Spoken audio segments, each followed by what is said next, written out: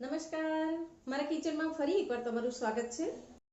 Friends, આજે હું તમારી સાથે આપણી ગુજરાતની એક ઓથેન્ટિક સ્વીટ રેસિપી શેર કરીશ. આજે આપણે પરફેક્ટ માપ સાથે મોહનથાળ બનાવીશું. મોહનથાળ જો એકદમ દાણેદાર અને થોડોક ઢીલો હોય તો એ ટેસ્ટમાં ખૂબ જ સરસ લાગે છે. તો ચાલો આજે આપણે માવો કે પછી મિલ્ક પાવડર મિક્સ કર્યા વગર પણ એકદમ દાણેદાર અને થોડું સોફ્ટ એવો મોહનથાળ બનાવીશું. તો મોહનથાળને પરફેક્ટ બનાવવા માટે આજે આપણે દરેક વસ્તુ માપીને લઈશું અને એકદમ સિમ્પલ માપ છે, તમને યાદ રહી જશે. આ એક જ કપથી માપીને આપણે દરેક વસ્તુ લઈશું. અને તમારી પાસે જો આવું મેઝર કપ ના હોય તો ઘરમાં રહેલી કોઈ પણ રૂટીન વાટકીથી તમે માપ લઈ શકો છો.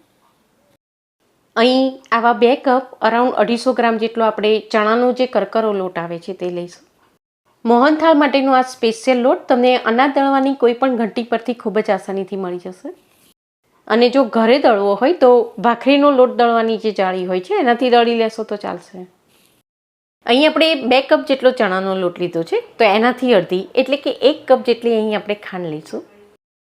અહીં તમે જેટલો ચણાનો લોટ લીધો હોય એનાથી અડધી તમારે ખાંડ લઈ લેવાની. અને ખાંડ જેટલું જ 1 કપ જેટલું અહીં મેં ઘી લીધું છે.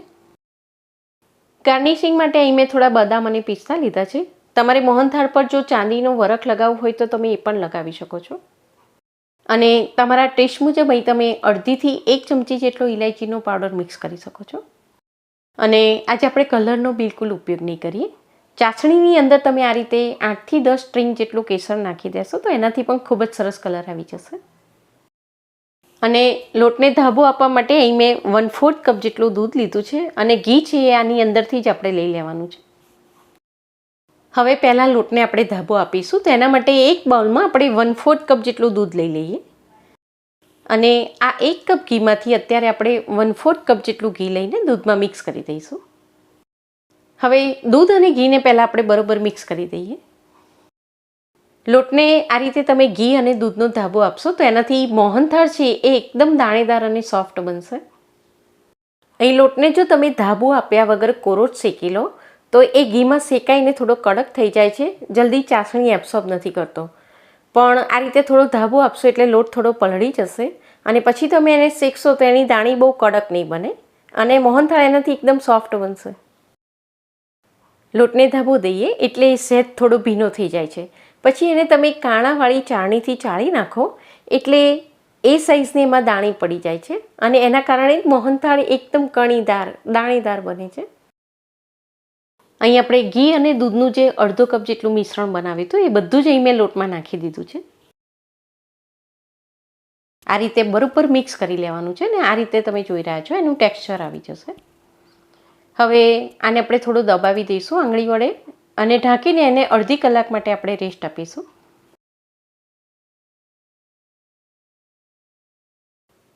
અડધી કલાક પછી હવે આપણે લોટને જોઈ લઈએ. અહીં આપણે જોઈ રહ્યા છીએ કે ચણાના લોટમાં ઘી અને દૂધ બરોબર એબ્સોર્બ થઈ ગયું છે અને એમાં સરસ દાણી પણ પડી ગઈ છે. અહીં આપણે આની એક સરખી સાઈઝની દાણી પાડવાની છે એટલે એક ચાળાની મદદથી આ લોટને આપણે ચાળી લઈશું.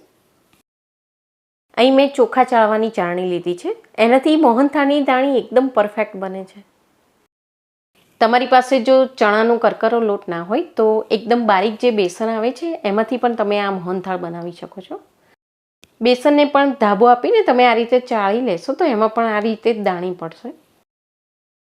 તો અહીં આપણે 2 કપ જેટલા ચણાના લોટમાં અડધો કપ જેટલું દૂધ અને ઘીનું મિશ્રણ મિક્સ કર્યું અને આપણે જોઈ રહ્યા છીએ કે પરફેક્ટ લોટ બન્યો છે. અહીં આપણો લોટ એકદમ ડ્રાય પણ નથી લાગતો ને બહુ ભીનો પણ નથી થયો. ચાલો તો હવે આને આપણે શેકી લઈએ. હવે ધાબો આપેલો લોટ આપણે શેકીએ ત્યારે એને શેકાતા થોડી વધારે વાર લાગે છે એટલે લોટ બળી ના જાય એટલા માટે અહીં આપણે થોડું જાડા તળિયાવાળું અથવા જાડું હોય એવું વાસણ લઈશું. તો અહીં મેં 3/4 કપ જેટલું જે ઘી બચ્યું હતું એ બધું જ લઈ લીધું છે અને એમાં આપણે ધાબો આપેલો લોટ મિક્સ કરી દઈએ. હવે આ લોટ જલ્દી શેકાઈ જાય એટલા માટે શરૂઆતમાં અહીં 2 થી 3 મિનિટ માટે ગેસની ફ્લેમને અહીં આપણે એકદમ હાઈ રાખીશું. તો શરૂઆતમાં 5 મિનિટ માટે લોટને અહીં મેં હાઈ ફ્લેમ પર શેકી લીધો છે અને આપણે જોઈ રહ્યા છીએ કે લોટ હવે શેકાવાની સરસ શરૂઆત થઈ ગઈ છે. તો આ સ્ટેજ પર હવે ગેસની ફ્લેમને આપણે મીડિયમ કરી દઈશું. બીજી 5 મિનિટ માટે તમે શેકી લેશો એટલે લોટ આ રીતે એકદમ ફૂલી જશે અને એમાંથી થોડું થોડું ઘી પણ સેપરેટ થવા લાગશે.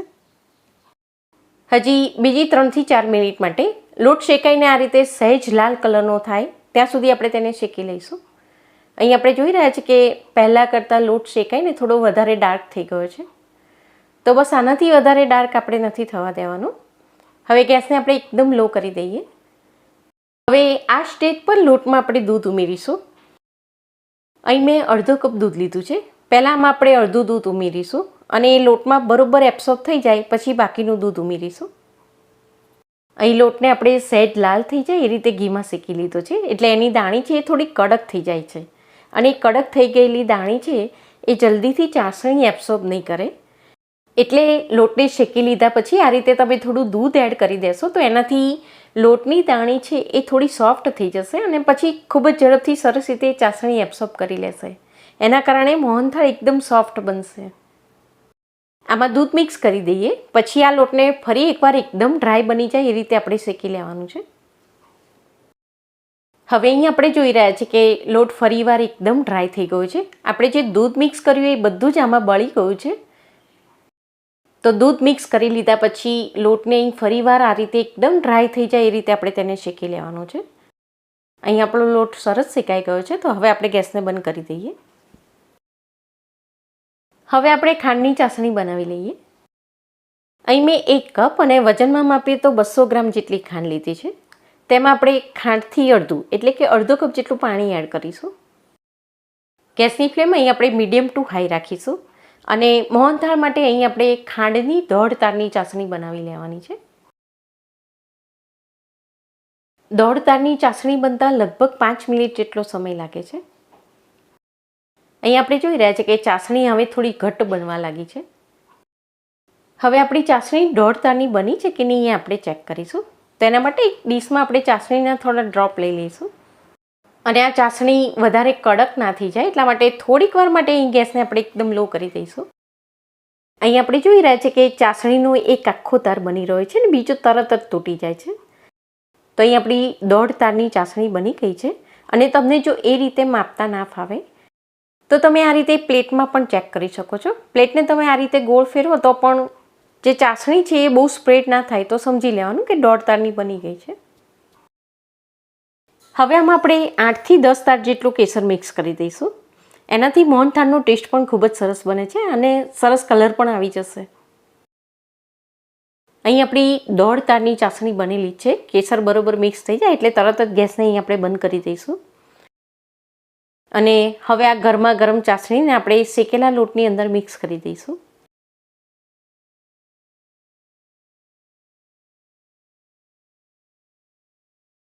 આ લોટ હજી સહેજ ગરમ છે અને ચાસણી તો એકદમ ગરમ ગરમ જ છે. એટલે એને આપણે ગેસ પર નહીં ચડાવીએ તો પણ ચાલશે. આ રીતે નીચે મિક્સ કરી દેશો તો પણ સરસ રીતે મિક્સ થઈ જશે.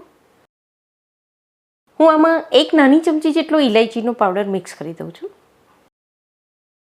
1 મિનિટ માટે આને આપણે આ રીતે સતત હલાવતા જઈશું એટલે સરસ રીતે મિક્સ થઈ જશે. આપણે જોઈ રહ્યા છીએ કે મોહનથાળ હવે સરસ બંધાઈ ગયો છે. ચાસણી જેમ જેમ ઠંડી પડતી જશે એમ એમ આ મોહનથાળ થોડો થોડો ઘટ્ટ બનતો જશે. હવે આપણે તેને એક પ્લેટમાં લઈ લઈએ.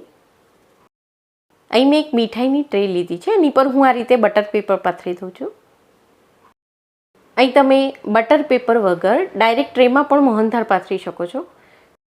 મોહનથાળને જો તમે બનાવી લીધા પછી 7થી 8 કલાકની અંદર જ એકદમ તાજો અને લૂઝ હોય એ રીતે સર્વ કરવો હોય તો આ રીતે બટર પેપરમાં પાથરી દો તો એ જલ્દીથી ડિમોલ્ડ થઈ જશે. તો અહીં બટર પેપરને ઘીથી ગ્રીસ કરી લીધા પછી હવે આપણે તેમાં મોહનથાળ પાથરી દઈશું. ફેસ્ટિવલ્સ હવે નજીક આવી રહ્યા છે અને દરેક ફેસ્ટિવલને રિલેટેડ કંઈક ને કંઈક મીઠાઈ આપણે ઘરે બનાવતા જ હોઈએ છીએ. તો આ સાથે જ મેં બીજી ઘણી બધી મીઠાઈનું પ્લેલિસ્ટ બનાવીને પણ ચેનલ પર મૂકેલું છે. તો એની લિંક પણ હું તમને નીચે ડિસ્ક્રિપ્શન બોક્સમાં આપી દઉં છું. તો એ બધી સ્વીટ પણ તમે બનાવીને જરૂરથી એન્જોય કરજો. ઘરે મીઠાઈ બનાવી તો એને આપણે શુદ્ધ ઘીમાંથી બનાવીએ છીએ અને બજાર કરતાં એ ખૂબ જ સસ્તી પણ બને છે. અહીં મેં તમને પરફેક્ટ માપ આપ્યું છે. એ રીતે તમે બનાવશો તો મોહનથાળ ખૂબ જ સરસ બનશે, બિલકુલ નહીં બગડે. હવે આની પર આપણે બારીક સમારેલા બદામ અને પિસ્તા સ્પ્રિંકલ કરી દઈશું. આની પર જો તમારે ચાંદીનો વરખ લગાવવો હોય તો એ પણ લગાવી શકો છો. ખાંડની ચાસણીને ઠંડી થતાં લગભગ 8થી 10 કલાક જેટલો સમય લાગે છે. ટ્રેમાં સેટ કરી લીધા પછી આને આપણે 8થી 10 કલાક માટે રૂમ ટેમ્પરેચર પર જ રાખવાનું છે. આને આપણે બિલકુલ ફ્રીજમાં સેટ નથી કરવાનું, બહાર જ એને ઠંડુ પડવા દઈશું. મોહનથાળને અહીં મેં 7 કલાક માટે સેટ થવા દીધો છે. અહીં આપણે જોઈ રહ્યા છીએ કે મોહનથાળ સરસ સેટ થઈ ગયો છે, પણ હજી એકદમ ઢીલો લૂઝ લાગી રહ્યો છે. તો તમારે આ રીતે એને તાજું સર્વ કરવું હોય તો એ રીતે પણ સર્વ કરી શકો છો. હું તમને કાપીને પણ બતાવી દઉં.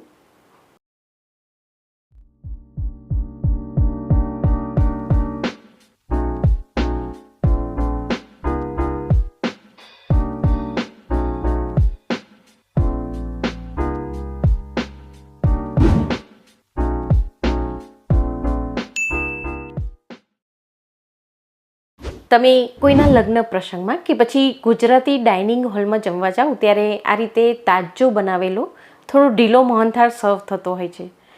તો આ રીતે તાજો અને થોડો ઢીલો મોહનથાળ જ્યુસી લાગે છે, ટેસ્ટમાં ખૂબ જ સરસ લાગે છે. તો આ બનાવી લીધા પછી 8 કલાક પછીનું રિઝલ્ટ છે અને બીજે દિવસે તો એકદમ સેટ થઈ જશે, એકદમ જામી જશે. એ પણ હું તમને બતાવી દઉં. હવે બીજા દિવસે જુઓ, પહેલા દિવસ કરતાં અહીં મોહનથાળ થોડો વધારે જામી ગયો છે અને અંદરથી તો મોંમાં મૂકતા જ ઓગળી જાય એટલો સોફ્ટ રહ્યો છે. તો આ મોહનથાળ એકવાર બનાવીને તમે 8થી 10 દિવસ માટે તેને સ્ટોર પણ કરી શકો છો. ફેસ્ટિવલ્સ હવે નજીક આવી રહ્યા છે તો જરૂરથી બનાવીને એકવાર ટ્રાય કરજો.